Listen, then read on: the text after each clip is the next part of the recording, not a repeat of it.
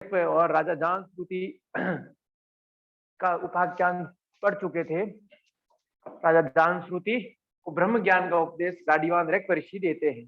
तत्पश्चात हमने सत्यकाम जाबाल और हरिद्रुम गौतम के मध्य जो संवाद हुआ, जो सत्यकाम जाबाल का उपाख्यान कहलाता है, उसका अध्ययन कर रहे थे। तो हम अध्ययन कर रहे थे कि सत्यकाम जाबाल हरिद्रुम गौतम ऋषि के पास गए और बोले मेरा भी उपनयन संस्कार करिए, मेरा भी उपनयन संस्कार करिए। तो वो पूछ के जाओ, गोत्र पूछ कर आओ, और गोत्र पूछने के लिए जाते हैं। तो माँ बताती है कि मुझे गोत्र नहीं पता है। तब वैसा का वैसा जैसा माँ ने कहा है वैसा ही सत्यकाम, वैसा सत्यकाम किनको कह देते हैं? ऋषि गौतम को कह देते हैं कि मुझे मेरी गोत्र नहीं पता है, मुझे गोत्र नहीं पता है, ऐसा मेरी माँ ने कहा। तो ऋषि ने कहा तुम सत्यकाम हो, और ऋषि ने उपनयन संस्कार किया। उपनयन संस्कार के पश्चात कितनी गायें दी? 100 गायें। बोला सत्यकाम जाओ वन में इन गायों को चरा कराओ, जब तक ये गायें 1000 ना हो जाएं तब तक नहीं लौटना था, जब 1000 हो जाएं तभी लौटना है, तभी लौटना है। तो इस उपाख्यान के आरंभ कहां से होता है कि हरिद्रुम गौतम ऋषि आए होते हैं, सब लोग शिष्य दीक्षित करते हैं। तो एक बालक जो खेलता है सत्यकाम, बाद में जिसका नाम रखा जबाला का पुत्र, तो वो भी ऋषि के पास जाता है कि मुझे भी उपनयन संस्कार करिए, मुझे भी योग पवित्र संस्कार करिए, मुझे भी दीक्षित करिए। तब ऋषि बोलते हैं जाओ गोत्र का पता करके आओ, गोत्र क्या है, तुम अपनी माँ से पूछ के आओ तुम्हारी गोत्र क्या है। तो बालक जाता है, माँ को पूछता है, माँ बोलती है नहीं पता है मुझे गोत्र क्या है। यथार्थ बात बता देती है, वही यथार्थ बात जाबाली पुत्र जबाला पुत्र ऋषि को बताते हैं। तो ऋषि सत्य बोलने के कारण से ऋषि ने कहा तुम सत्य काम हो, हे सत्य काम जबाला या जाबाली, क्योंकि जबाला के पुत्र होने के कारण तो मैं तुम्हारा उपनयन संस्कार करूंगा, तुम जाओ संविधाएं ले आओ। वो जंगल में जाता है, संविधाएं लाता है, गुरु के सामने समर्पण करता है। ऋषि हरिद्रुम गौतम उनका उपनयन संस्कार करते हैं। तत्पश्चात ऋषि उन्हें 100 दुर्बल गायें देते हैं उनके आश्रम की। उनके पास जो भी 100 गायें होती है दुर्बल, जो दूध नहीं दे रही होती है उस समय, जो हष्ट पुष्ट नहीं होती है, उन 100 गायों को देकर कहते हैं सत्यकाम इन्हें जंगल में चराने जाओ, जब तक ये गायें 1000 नहीं हो जाए तब तक तुम लौटना नहीं, तब तक तुम लौटना नहीं। सत्यकाम कहता है ठीक है। सत्यकाम जंगल में चला जाता है। पता नहीं अनवरत कितनी यात्रा करता है, कहाँ कहाँ जाता है, कहाँ जंगल में रहता है नहीं पता, लेकिन एक दिन ऐसा आता है कि ये 100 गायें 1000 गायों में बदल जाती है, अर्थात 100 गायें 1000 हो जाती है, 10 गुना हो जाती है। कितनी मरी होगी, कितने ने नया जन्म लिया होगा, कितने बड़े हुए होंगे नहीं पता, लेकिन कुल संख्या 1000 हो जाती है, कुल संख्या 1000 हो जाती है। लगभग देखें तो कम से कम 10 से 15 वर्ष का अंतराल हुआ होगा। उस 10 से 15 वर्ष के अंतराल में जब ये संख्या 1000 हो जाती है, गायों की संख्या,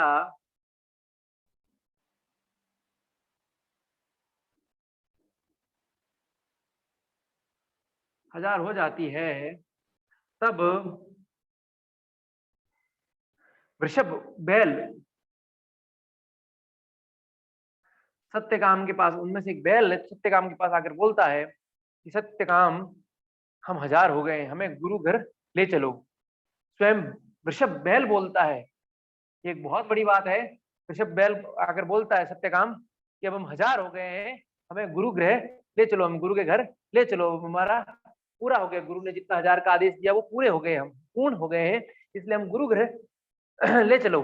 तत्पश्चात ये वृषभ सत्यकाम को बोलता है सत्यकाम तुम्हें एक ज्ञान, ब्रह्म का एक उपदेश का ज्ञान देना चाहता हूँ, सुनोगे? तो सत्यकाम हाथ जोड़कर बोलता है अवश्य, आप कृपा करिए, कहिए। तब वृषभ उन्हें बोलता है, क्या बोलता है?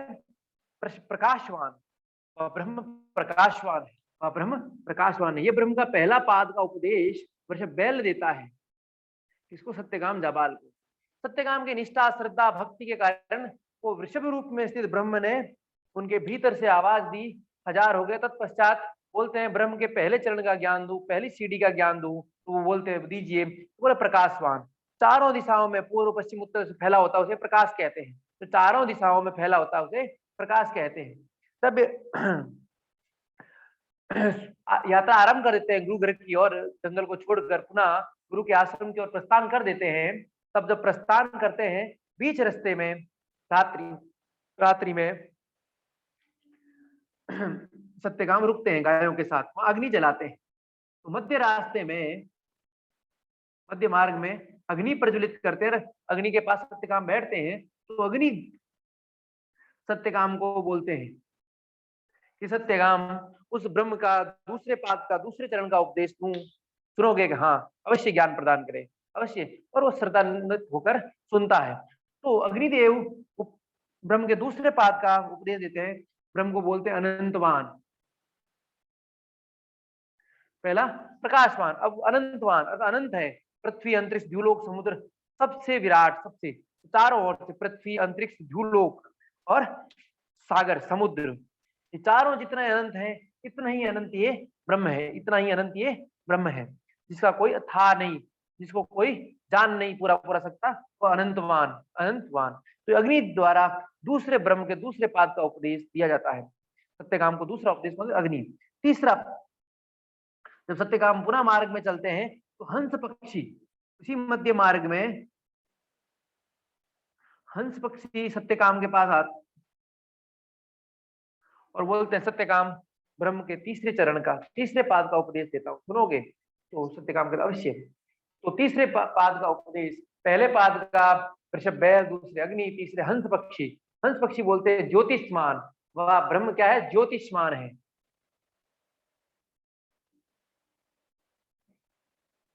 प्रकाशवान, अनंतवान, ज्योतिष्मान। अग्नि, सूर्य, चंद्रमा, विद्युत के समान ज्योतिष्मान है, ज्योतिष्मान है। अग्नि, सूर्य, चंद्रमा और विद्युत के समान क्या है? ज्योति, प्रकट होने वाला, उसका एक अलग ही चमक है, अलग ही चमक है। ज्योतिष्मान, ज्योतिष्मान। अब ठीक गुरु घर से पहुंचने से कुछ समय पहले उसी मध्य मार्ग में एक और पक्षी जिनका नाम मधु है, एक और पक्षी जिनका नाम मधु पक्षी है, ये सत्यकाम के आकर पास आकर बोलते हैं, सत्यकाम ब्रह्म के चौथे पाद का उपदेश सुने को तो बोलते हैं ऐसे, तो बोलते हैं आयतनवान, आयतनवान। तो ब्रह्म आयतनवान है, प्राण चक्षु श्रोत्र मन। आयतन यानी जिसके भीतर ठहरता है, बाल्टी के अंदर आयतन है इसलिए पानी ठहरता है, बर्तन आयतन का धारण करने की जिसमें शक्ति है। तो ये ब्रह्म प्राण चक्षु श्रोत्र मन इत्यादि चीजों से युक्त है। अर्थात प्राण, प्राण क्या? जीवन को धारण करता है, चक्षु रूप को धारण करता है, श्रोत्र शब्दों को धारण करता है, मन इंद्रियों को धारण करता है, मन इंद्रियों को धारण करता है, इसलिए आयतनवान है। ये धारण करने वाला, इसके भीतर ठहरते हैं, आके कोई रुकता है, इसलिए ब्रह्म आयतनवान है। सब कुछ इसी में, इसी के सहारे है, आश्रित है। सबको ब्रह्म ने ही धारण कर रखा, सबको प्रकाशित करने वाले भी कौन है? ब्रह्म, इसलिए ब्रह्म आयतनवान है। क्या है? आयतनवान है। ये ब्रह्म के चार पाद का उपदेश, एक बैल, फिर अग्नि, तत्पश्चात दो पक्षी देते हैं। किसको? सत्यकाम जाबाल को। तत्पश्चात सत्यकाम जाबाल गुरु के घर पहुंचते हैं, तो गुरु देखते हैं तो सत्यकाम को बोलते हैं, सत्यकाम तुम्हारा ब्रह्म तेज झलक रहा है, तुम्हारा ब्रह्म तेज प्रकट हो रहा है, तुमने ब्रह्म का ज्ञान प्राप्त कर लिया है, तुमने ब्रह्म का प्राप्त प्राप्त कर लिया, तुम ब्रह्मज्ञ हो चुके हो, अब तुम ब्रह्मज्ञ हो चुके हो, तुमने आत्मबोध ब्रह्मबोध कर लिया है। तो सत्यकाम गुरु के चरणों में गिर जाता है। गुरु फिर जो जो सत्यकाम ने बोध किया उसका वर्णन करते हैं। तो सत्यकाम पूर्ण काम होकर पूर्ण बोध करता है, पूर्ण ईश्वरत्व का, आत्म तत्व का, ब्रह्म तत्व का बोध करता है। इस प्रकार ये सत्यकाम जाबाल का उपाख्यान छांदोग्य उपनिषद में था, छांदोग्य उपनिषद में था। छांदोग्य उपनिषद में हमने आरंभ किया था उद्गीत के रूप में ओम की उपासना। ये संपूर्ण संसार ओम की ही उपाख्यान है, ओम से ही निकला है। ओम अर्थात यहाँ ओम का उद्गीत रूप में उपासना का वर्णन किया है, उद्गीत रूप में ओम की उपासना का वर्णन है। तत्पश्चात ओम की उपासना का वर्णन मुख्य प्राण के रूप में है। इसके रूप में मुख्य प्राण के रूप में, मुख्य प्राण के रूप में चार साधनाओं का वर्णन है। अंगिरा ऋषि का इसलिए आंगिरस कहा गया है। फिर बृहस्पति का वाणी का स्वामी होने के कारण बृहस्पति, तत्पश्चात आयास्य ऋषि, तत्पश्चात दल्व ऋषि के पुत्र बक, दल्व ऋषि के पुत्र बक। ये 4 साधनाओं का मुख्य प्राण के रूप में था। फिर आदिदेविक दृष्टांत के रूप में, ठीक है, फिर आदिदेविक दृष्टांत के रूप में भी उद्गीत की ओम की उपासना थी। उसमें सूर्य आदित्य के रूप में, किसके? तपस्शील आदित्य के रूप में, तपते हुए आदित्य के रूप में उपासना का वर्णन था। तत्पश्चात व्यान के रूप में उपासना का वर्णन था। तो मुख्य प्राण अंगिरा, बृहस्पति, आयास्य, दल्व ऋषि के पुत्र बक। आयास्य मुंह से निष्क्रमण होने के कारण, बृहस्पति वाणी का पति, अंगिरा रस संपूर्ण अंगों का रस आधार होने के कारण। आदिदेवी की उपासना तपशील आदित्य के रूप में, तपशील आदित्य, तपता व सूर्य, जो तपता व सूर्य है उसके समान, और व्यान के रूप में, प्राण और अपान की जो संधि है उसको व्यान कहते हैं, उस रूप में भी वर्णन हमने पढ़ा, उस रूप में भी वर्णन हमने पढ़ा। फिर हमने उद्गीत के अक्षरों के रूप में उद्गीत की उपासना, उत्गीत था, उद्गीत शब्द बनाए, उत धन गी धन था। उत का अर्थ प्राण,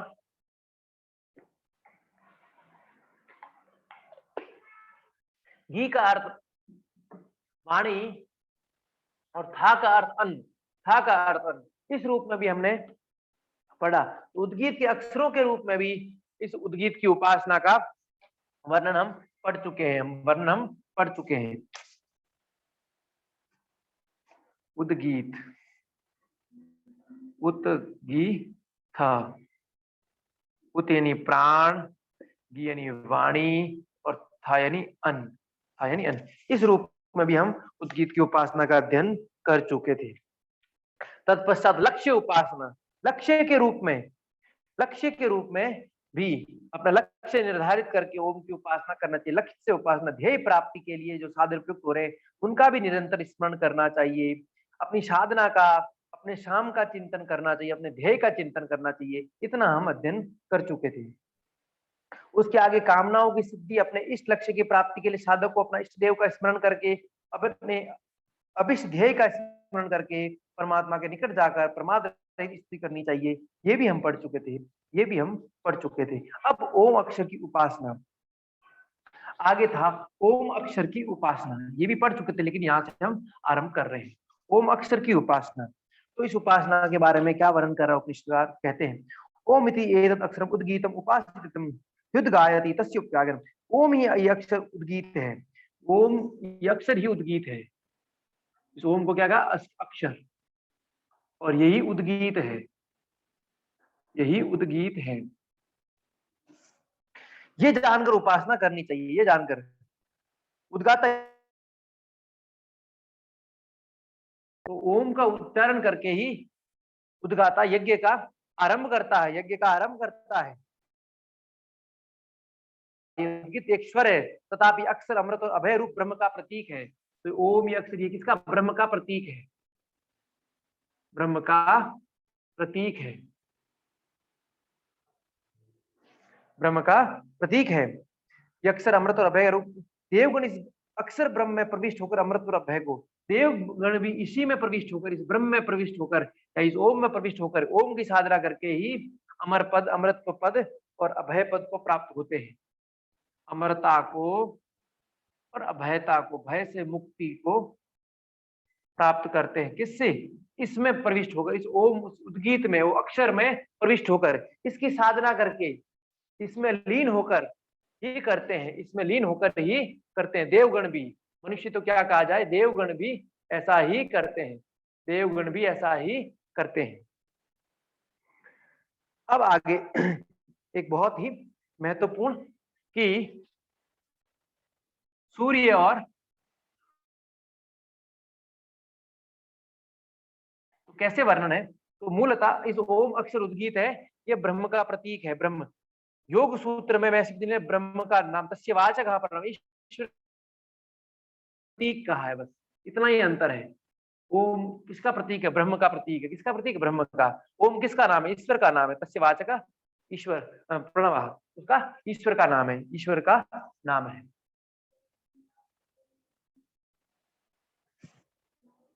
आगे, अथा खलु यह उद्गीता सा प्रणवा, यह प्रणवा सा उद्गीता इत्यसो वा आदित्य एष प्रणवा ओम इति हयसि स्वर्णेति।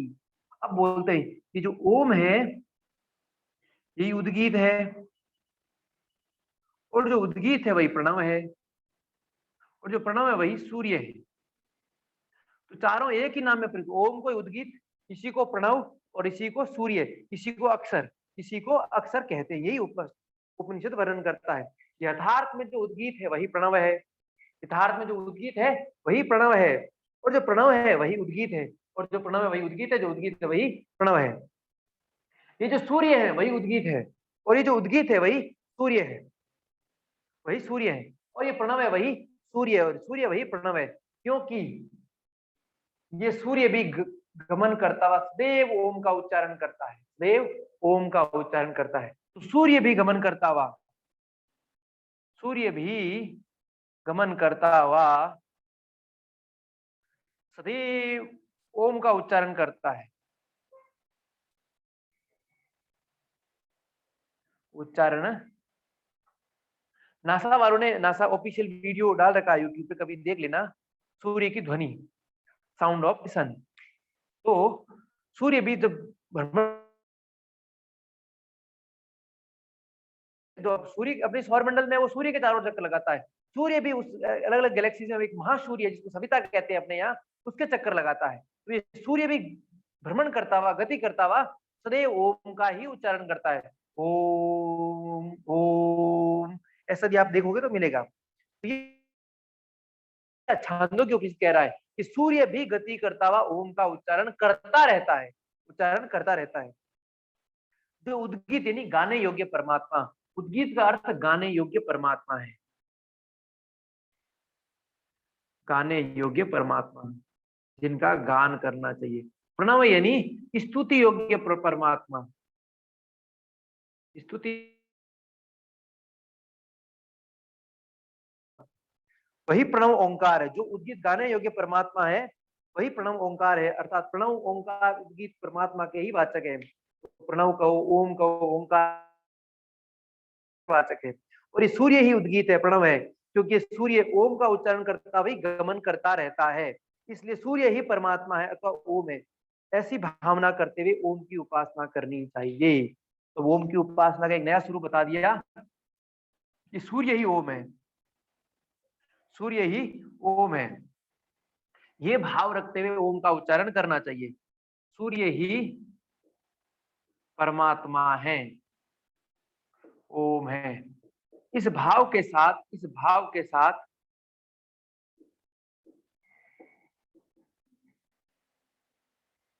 ओम का उच्चारण करना चाहिए, करना चाहिए, बस ओम का उच्चारण करना चाहिए। तो भाव कैसा रखना है इसमें कि सूर्य ही परमात्मा है, इस भाव के साथ ओम का निरंतर उच्चारण करना चाहिए। तो ध्यान सूर्य का हो गया, तद भावनम, अर्थ और भाव। यहाँ सूर्य का, यहाँ प्रणव का, ओम का उद्गीत करके सूर्य बताया जा रहा है, सूर्य बताया जा रहा है। तो सूर्य अर्थ का ध्यान करते हुए इस ओम का जप करना चाहिए, ओम का जप करना चाहिए, ऐसा उपनिषदकार कहते हैं, ऐसा उपनिषदकार कहते हैं। अब आदित्य सूर्य के रूप में ओम की उपासना, अब इस ओम की उपासना सूर्य के रूप में करें। सूर्य ही ओम है, परमात्मा है, ऐसा उपनिषद पहले कह दी। अब इस रूप में, सूर्य रूप में ओम की उपासना, आदित्य के रूप में ओम की उपासना,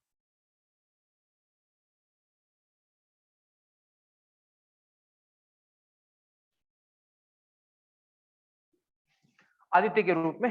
तो कौशिक के ऋषि ने अपने पुत्र से कहा, कौशिक के ऋषि ने अपने पुत्र से कहा, हे बेटे, मैंने आदित्य सूर्य को लक्ष्य करके ओंकार का गान किया था।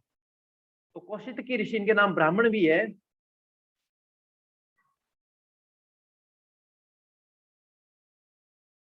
कौशिक ऋषि अपने पुत्र को बोलते हैं, पुत्र, मैंने आदित्य को लक्ष्य करके ओंकार का गान किया था। किसको? आदित्य को, यानी सूर्य, ओम का गान किया था। गान यानी जप किया था। इस ओम का परिणाम स्वरूप तुम मेरे एक पुत्र हो। अब अपने पुत्र को बोलते, अब तुम सूर्य से विकेंद्रित सूर्य की रश्मियों का ध्यान करो, तो निश्चय ही तुम्हें बहुत से पुत्रों की प्राप्ति होगी, बहुत से पुत्रों की। ये आदित्य रूपी ओम की आदि देवी की उपासना है। तो आदित्य रूप में ओम की कौन सी है? आदि देवी की उपासना है। तो कौशिक ऋषि अपने पुत्र कहते हैं, मैंने आदित्य को लक्ष्य करके ओम का गान किया था, तो फलस्वरूप तुम मेरे एक पुत्र हो। अब तुम आदित्य से निकलने वाली ये विकेंद्रित तथा निकलने वाली इन रश्मियों का ध्यान करो, इनका ध्यान करो, तो निश्चय ही तुम्हें, क्योंकि रश्मियों की संख्या अनेक है, तो निश्चय ही तुम्हें बहुत से पुत्रों की प्राप्ति होगी, तुम्हें निश्चय ही बहुत से पुत्रों की प्राप्ति। ये आदित्य रूपी ओम की आदि देवी की उपासना है। कौन सी? आदि देवी की उपासना है। सूर्य ही प्राण है, उद्गीत है, ओम है, प्रणव है। सूर्य को लक्ष्य करके ओंकार की उपासना करने से ऋषि ने संतान प्राप्ति का वर्णन किया है, संतान प्राप्ति का वर्णन किया है।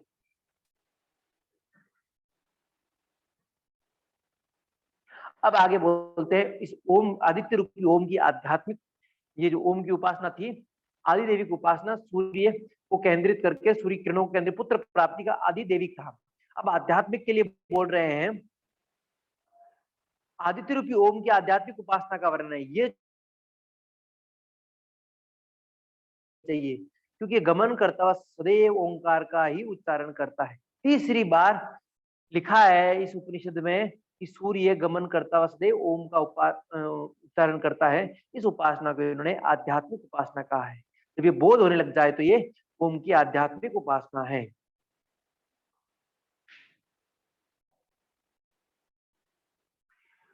प्रश्न आ जाए कि सदैव गमन करता हुआ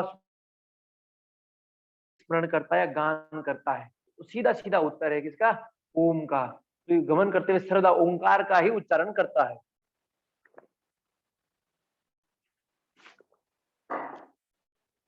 अब आगे धर्म के 3 स्कंद, तो उससे पहले ब्रह्म के रूप में उद्गीत की उपासना का एक और वर्णन है। ब्रह्म के रूप में उद्गीत की उपासना, ये जितनी ओम की उपासना आ रही सब के सब अपने पाठ्यक्रम में है। ऋग्वेद और सामवेद उसी परमात्मा का वर्णन करते हैं, इसलिए वह परमात्मा उद्गीत है, वह परमात्मा उद्गीत है। और उसका उत का गान करने वाला उद्गाता कहलाता है, प्राण का गान उद्गाता कहलाता है। वह परम पुरुष परब्रह्म आदित्य से ऊंचे लोगों का और देवों का भी नियामक है। वह परम पुरुष देवों की कामनाओं का पूरक है। उस रूप में उसको उपासना करने से कामनाओं की पूर्ति होती है। ब्रह्म के रूप में, तो ब्रह्म क्या है? उद्गीत है। ब्रह्म ही उद्गीत है, पढ़ चुके हैं। ब्रह्म उद्गीत, ब्रह्म अक्षर, ओम सब एक ही चीज है। प्रणव और सूर्य भी और प्राण, ये सब के सब एक चीज है, बस इतना स्मरण रखना है। अब इसमें धर्म के 3 स्कंद, हालांकि हमारे पाठ्यक्रम में नहीं है, लेकिन नई चीज है, भिन्न चीज है, इसलिए आ सकती है। धर्म के 3 स्कंदों का वर्णन है। स्कंद यानी कंधे, स्कंद यानी कंधे, 3 शोल्डर ऑफ धर्म। तो पहला धर्म का जो स्कंद है, पहला धर्म को जो स्कंद है,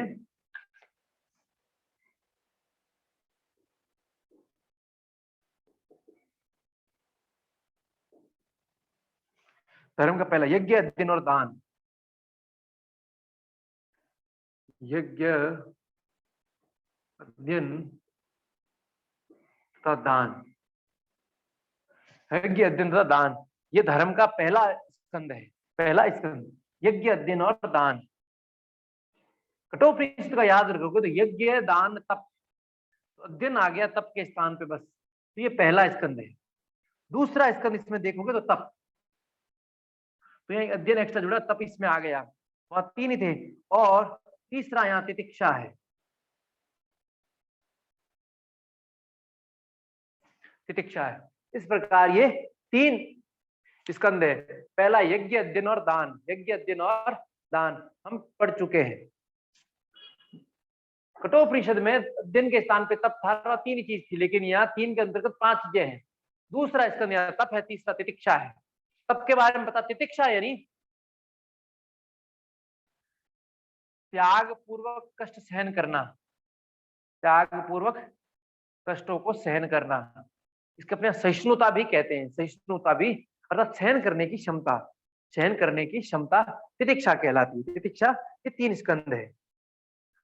तप के प्रभाव से प्रजापति ब्रह्म ने तीनों अक्षरों का सार प्राप्त किया। तप के प्रभाव से ही प्रजापति ब्रह्मा ने तीनों अक्षरों का सार ओम प्राप्त किया, उद्गीत प्राप्त किया। इस प्रकार शंकुओं द्वारा सभी पत्ते व्याप्त रहते हैं। नस नाड़ियों, हर एक पत्ते में के अंदर नस नाड़ी रहते हैं। ठीक उसी प्रकार ओंकार द्वारा संपूर्ण वाणियां व्याप्त हैं। जितनी प्रकार की वाणी बोली जाती है उसमें ओम व्याप्त है, ओम स्थित है। ओंकार ही संपूर्ण जगत है, ओंकार ही संपूर्ण आकाश है, ओम ही संपूर्ण जगत है, संपूर्ण आकाश है।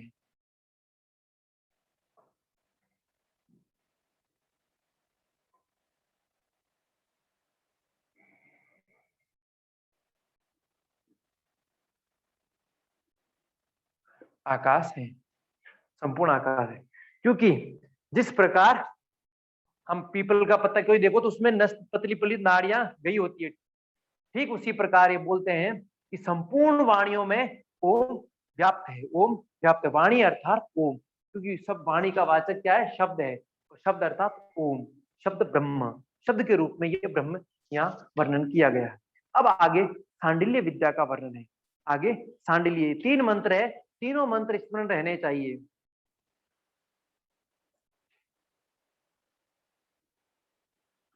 तीनों मंत्र स्मरण, मंत्र मतलब संस्कृत में ना रहे लेकिन हिंदी इनकी स्मरण रहनी चाहिए पाठ्यक्रम में। ओम की उपासना के बाद सांडिल्य विद्या ही इसमें पाठ्यक्रम में है। गाडीवाद ऋक ऋषि और सत्यकाम जाबाल वाला दृष्टांत इसमें सिलेबस में नहीं है, सिलेबस में नहीं है।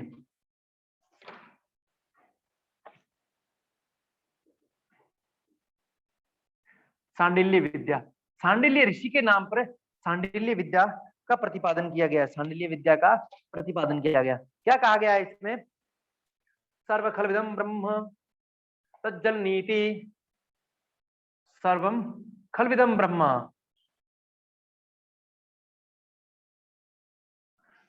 खलु इदम सर्वम ब्रह्म, ये निश्चय ही सब कुछ ब्रह्म है, निश्चय ही सब कुछ ब्रह्म है। ओम ईशावासी इदम के उसी प्रकार है। खम अतः इस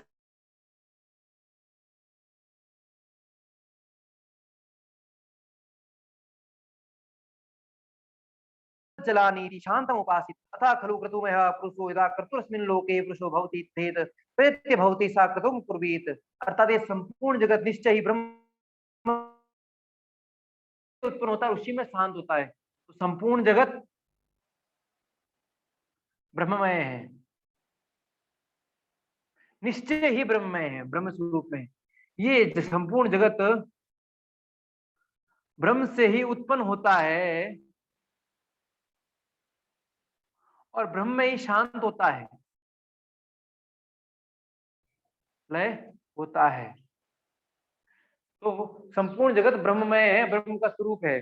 ब्रह्म से ही जगत की उत्पत्ति है और ब्रह्म में ही जगत का लय है, और उसी ब्रह्म से ये जगत संचालित होता है। पता खलु क्रतुमय, इसलिए राग द्वेष से दूर शांत भाव से उस ब्रह्म की उपासना करनी चाहिए। निश्चय ही पुरुष संकल्प में है। प्रत्येक मनुष्य, प्रत्येक पुरुष क्या संकल्प में, जैसा उसका संकल्प होगा वैसी उसकी गति होगी। प्रश्नोपनिषद में हम पढ़ चुके हैं।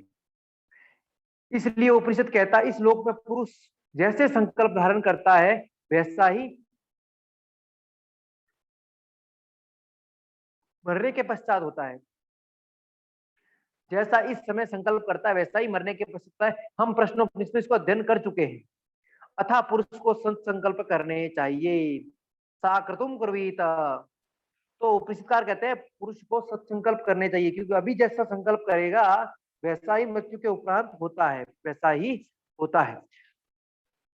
तो सांडली विद्या के अंतर्गत पहला मंत्र है, उसमें संपूर्ण जगत ब्रह्म है, ब्रह्म से उत्पन्न होता है, उसी में लीन होता है और उसी में चेष्टा करने वाला रहता है, उसी से संचालित होने वाला है। इस प्रकार शांत होकर ब्रह्म की उपासना करें, क्योंकि पुरुष निश्चयात्मक है। इस लोक में पुरुष जैसा निश्चय वाला होता है वैसा ही यहाँ से मरकर जाने पर होता है। जैसा हम निश्चय करें में है, निश्चयमय है, निश्चयमय है। तो ये छांडली विद्या के अंतर्गत का पहला पाठ था, पहला मंत्र था। मंत्र मनोमय प्राण शरीरो भारूप सत्य संकल्प आकाश आत्मा सर्वकर्मा सर्वकाम सर्वगंध सर्वरस सर्वविदम अभ्यत वाक्यम आदर। वह परमात्मा प्राण शरीर मनोमय शरीर वाला है। शरीर क्या है? प्राण। और मनोमय शरीर अर्थात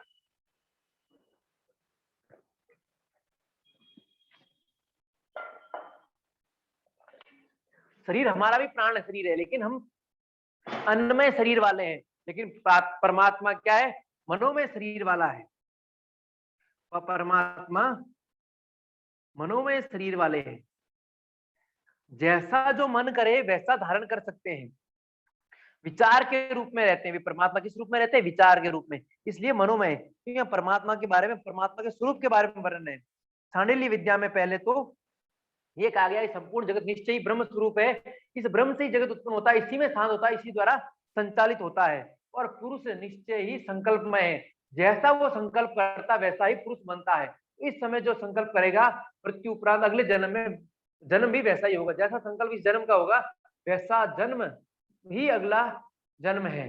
अर्थात अभी संकल्प किया मैं ये करूंगा, ये संकल्प नहीं हुआ, इस संकल्प के अनुसार ये अगला जन्म होना है, अगला जन्म होना है, ये वर्णन कर रहे हैं। तत्पश्चात ब्रह्म के स्वरूप का वर्णन, इसमें ब्रह्म के स्वरूप का वर्णन, ब्रह्म के स्वरूप का वर्णन कर उपनिषद कहते हैं वह परमात्मा प्राण शरीर है। तो प्राण शरीर लेकिन मनोमय शरीर वाला है। तो है तो एनर्जी, लेकिन हमारी तरह बॉडी अन्नमय नहीं है। क्या है? मनोमय है।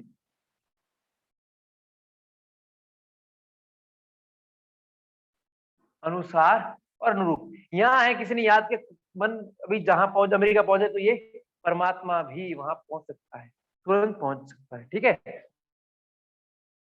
फिर देदीप्यमान है, सत्य संकल्पमान है, चमकने वाला है। ठीक है, भारूप, चमकने वाला, सत्य संकल्पमान, अच्छे संकल्प लेता है, सत्य संकल्प लेता है। आकाश के समान विराट स्वरूप वाला है। संपूर्ण जगत का रचयिता है। संपूर्ण कामनाओं वाला, संपूर्ण गंध, संपूर्ण रस से संपन्न, सर्वत्र समव्याप्त, वाणी रहित और ब्रह्म शून्य है। वाणी रहित और ब्रह्म शून्य है। इस प्रकार ब्रह्म का स्वरूप का वर्णन किया है। 10-12 गुण बताए हैं ब्रह्म के या परमात्मा के। देख लो, प्राण शरीर, मनोमय शरीर वाला, देदीप्यमान, सत्य संकल्पमान, आकाश के समान विराट स्वरूप वाला, संपूर्ण जगत का रचयिता, संपूर्ण कामनाओं वाला, संपूर्ण गंध, संपूर्ण रस से संपन्न, सर्वत्र समव्याप्त, वाणी रहित और ब्रह्म शून्य। लगभग 11 गुणों का वर्णन है, 11-12। बहुत ही अच्छा। कठोपनिषद में जो परमात्मा के आकार का वर्णन है वो केवल अंगूठे के आकार का है। कठोपनिषद में कितना? अंगूठे के आकार का। लेकिन छांदोग्य उपनिषद कुछ भिन्न बात कहता है, स्मरण रखना, प्रश्न खड़ा हो सकता है। क्या कहता है? हृदय गुहा में अवस्थित यह आत्मा, हृदय गुहा, स्थान तो वही सेम बता रहे सब लोग। क्या? हृदय गुहा।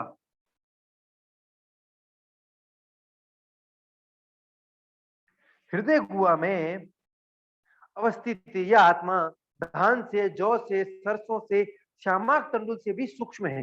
कितना सूक्ष्म है कि धान से भी सूक्ष्म है, धान यानी चावल। तत्पश्चात बोलते हैं जौ से, सरसों से, जौ से, सरसों से, सरसों का इतना सा दाना होता है, ये इससे भी छोटा, ठीक है, उससे। और श्यामाक तंडुल, श्यामाक तंडुल, इनके चावल विशेष प्रकार के चावल होते हैं, इनसे भी सूक्ष्म है, अर्थात सूक्ष्म से सूक्ष्मतर है। अंतरिक्ष, द्युलोक आदि लोकों से भी विराट है। तो ये आत्मा सूक्ष्म से सूक्ष्म कितना? जो ये अनाज है, इन अनाज के दानों से भी सूक्ष्म है। और विराट इतना कि पृथ्वी, द्युलोक, अंतरिक्ष लोक विराट है। अब अंतिम बार तीसरे मंत्र में परमात्मा की व्याख्या कर रहे हैं इसी उपासना के स्वरूप में। सर्वकर्मा सर्वकाम सर्वगंध सर्वरसा सर्वविदम अभ्यातो वाक्य नादर एषमान आत्मांतर्हृदय एतद् ब्रह्मेति प्रेत्य भी संभवात इसमें यस्य स्यादत न विचिकित्सा या सांडिल्य सांडिल्य। ये सांडिल्य का कथन है। क्या कथन है? कि जो संपूर्ण जगत के रचयिता, संपूर्ण कामनाओं को देने वाले, संपूर्ण गंध में परिपूर्ण, समस्त रसों में पूर्ण, सर्वत्र समव्याप्त, वाणी रहित, ब्रह्म शून्य है, वे आत्मा हृदय गुहा में स्थित है। यही ब्रह्म है, यही ब्रह्म है। शरीर छोड़कर जाने में हम इसी को प्राप्त होंगे, ऐसा जिसका निश्चय है और इसमें वह संशय नहीं करता है, वह निश्चय ही ब्रह्म तत्व को प्राप्त कर लेता है, ब्रह्म तत्व को प्राप्त कर लेता है। ऐसा सांडिल्य ऋषि बोलते हैं, सांडिल्य का कथन है। कौन? जो ईश्वर की जो विशेषता थी उस रूप में जो जान लेता है ब्रह्म को, और वह आत्मा हृदय गुहा में स्थित है, ये ब्रह्म है। शरीर छोड़कर भी कहाँ जाएंगे? इस ब्रह्म में जाएंगे।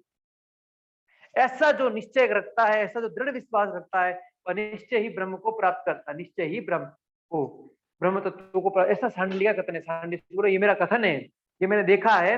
जो ब्रह्म शून्य सर्वकाम सर्वगंध सर्वकाम प्रद ब्रह्म है, वो हृदय में स्थित है, वह हृदय में स्थित है, और यही ब्रह्म है, और यह आत्मा ही ब्रह्म है। तो इस रूप में जान लेता है, जो इस रूप में जान लेता है, और जो ये विश्वास रखता है कि हम मरकर इसी ब्रह्म को प्राप्त होंगे, तो ऐसा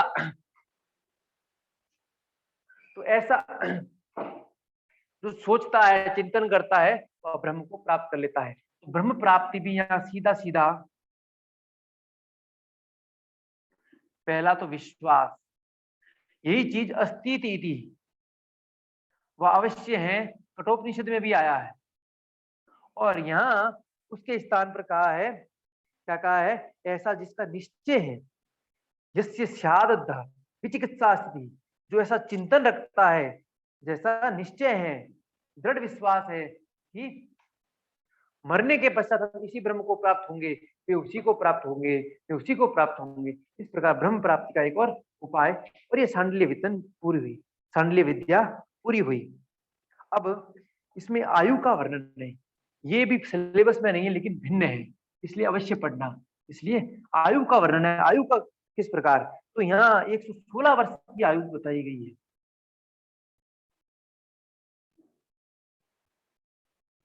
आयु का वर्णन केवल दो ही उपनिषदों में, छांदोग्य में है और एक इसमें ईशावासी उपनिषद में। यहाँ 100 वर्ष तक जीने की बात कही गई थी, और यहाँ कुल 116 वर्ष बताया जा रहा है। प्रातः समन, मध्यम दिन समन, तृतीय समन, और कुल जीवन की आयु, कुल जीवन की आयु। तो 3 समन के बाद कुल जीवन की आयु बताई गई। तो प्रातः समन,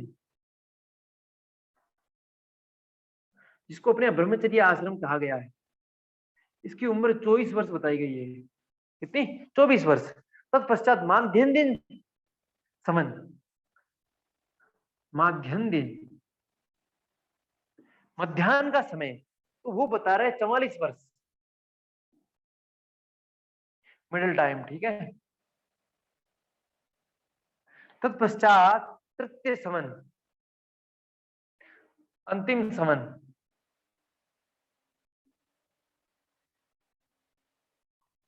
इसमें 48 वर्ष, 48 समन 92 और 24 कितने हो गए? 116 वर्ष।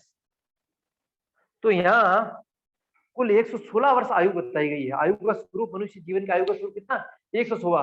प्रातः का सवन, मध्याह्न दिन सवन और तृतीय सवन, 3 भागों में, प्रथम, मध्य और तृतीय। प्रथम 24 वर्ष, द्वितीय 44 वर्ष, तृतीय 48 वर्ष, तृतीय 48 वर्ष। इस प्रकार का वर्णन अपने यहाँ किया गया है। अब इस उपनिषद में साधक की दक्षिणा का भी वर्णन है, साधक की दक्षिणा का। तो साधक की दक्षिणा क्या हो सकती है, साधक को क्या दक्षिणा प्रदान करनी चाहिए? प्रत्येक साधक अपने गुरु को क्या दक्षिणा प्रदान करें, अपने ईश्वर को क्या दक्षिणा प्रदान करें, तो ये भी बहुत महत्वपूर्ण है। तो साधक की दक्षिणा के रूप में वर्णन है।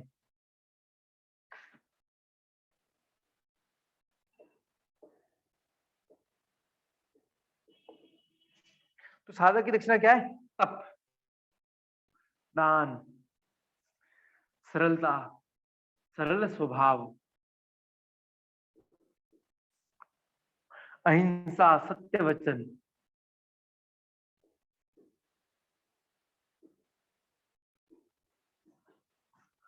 ये साधक की दक्षिणा है। साधक को ये दक्षिणा जीवन में देते रहना चाहिए। क्या?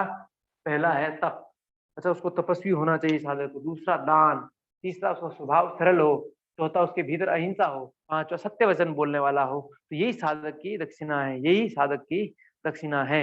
अब साधक की मृत्यु काल में स्थिति कैसी हो, ये उपदेश भगवान श्री कृष्ण को दिया गया है उपनिषद के माध्यम से। ठीक है। तो घोर अंगिरस ऋषि ने देव की पुत्र भगवान श्री कृष्ण को यह तत्व दर्शन समझाया, जिससे कि वे अन्य उपासनाओं के संबंध में पिपासा मुक्त हो गए, प्यास मुक्त हो गए। साधक को मृत्यु काल में इन 3 मंत्रों का स्मरण करना चाहिए। साधक को मृत्यु काल में इन 3 मंत्रों का, पहला तुम अक्षय अनस्वर स्वरूप हो, दूसरा तुम अच्युत अटल पवित्र पतित न होने वाले हो, और तुम अति सूक्ष्म प्राण स्वरूप हो, प्राण स्वरूप। इस प्रकार इस मंत्रों का जप मृत्यु काल के समय प्रत्येक साधक को करना चाहिए, उसके जीवन की कल्याण के लिए, जिसकी मृत्यु होने वाली है उसकी जीवन की कल्याण के लिए। तो पहला, तुम अक्षय अटल अनश्वर हो, तुम नष्ट होने वाले नहीं हो, तुम अटल हो, तुम अटल हो, ठीक है। दूसरा, तुम अच्युत अटल पतित ना होने वाले हो, तुम अटल अच्युत अर्थात तुम पतित नहीं होने वाले, तुम अति सूक्ष्म प्राण स्वरूप हो, तुम अति सूक्ष्म प्राण स्वरूप हो। इस प्रकार साधक के 3 गुण यहाँ मृत्यु काल में बताए गए कि इन 3 मंत्रों का उपासना करना। तुम अक्षय, जो कभी खंडित ना हो, अनश्वर, जो कभी नष्ट ना हो, उस स्वरूप के हो। तुम अच्युत, पतित ना होने वाले, अटल हो। तीसरा, अति सूक्ष्म प्राण स्वरूप हो, प्राण स्वरूप हो। इस प्रकार ये उपनिषद पूर्ण हुआ, उपनिषद पूर्ण हुआ।